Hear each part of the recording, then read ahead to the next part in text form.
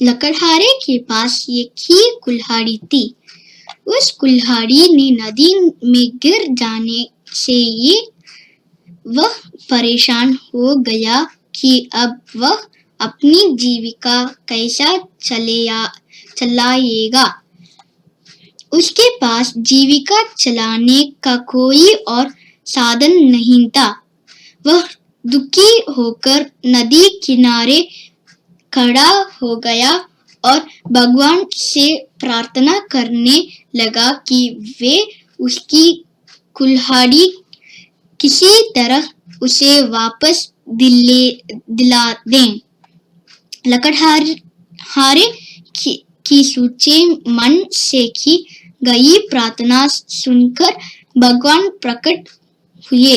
उन्होंने उससे पूछा, पुत्र, तुम्हें क्या संशय है? लकड़हारे ने कुल्हाड़ी नदी में गिरने की बात भगवान को बता दी और उनसे याचना की कि वे उसकी कुल्हाड़ी वापस दिला दें। उसकी याचना सुनकर भगवान ने नदी के पानी में हाथ डालकर एक कुल्हाड़ी बाहर निकाली। वह कुल्हाड़ी चांदी की थी। भगवान ने लकड़हारे से पूछा, पुत्र, क्या से तुम्हारी कुल्हाड़ी है? लकड़हारा बोला, नहीं भगवान, ये मेरी कुल्हाड़ी नहीं है।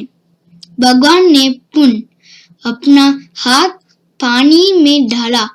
इस बार उन्होंने जो कुल्हाड़ी निकाली वो सोने की थी।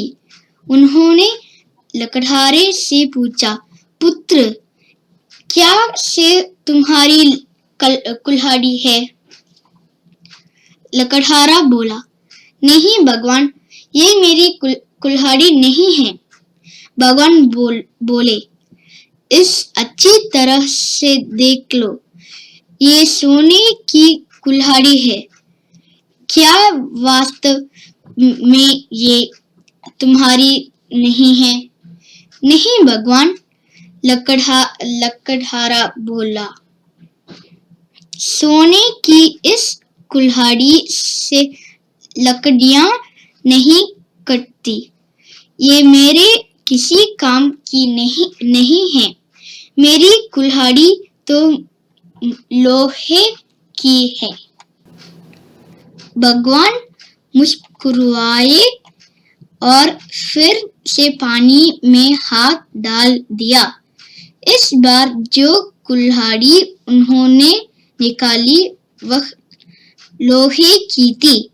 वह कुल्हाड़ी लकड़हारे को दिखाते हुए भगवान ने पूछा, पुत्र, क्या यही है तुम्हारी कुल्हाड़ी?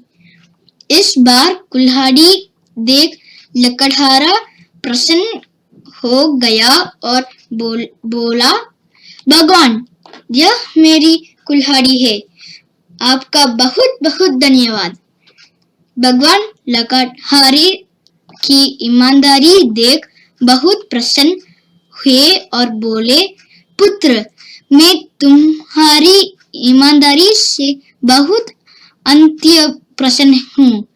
इसलिए तुम्हें लोहे की कुल्हाड़ी के साथ सोने और चांदी की कुल्हाड़ी भी देता हूँ। यह कहकर भगवान अंतर्ध्यान हो गए। लकड़हारी अपनी ईमानदारी के कारण पुरस्कृत हुआ। सीख, सदा ईमानदार रहें। ईमानदारी सदा सराही जाती है। धन्यवाद।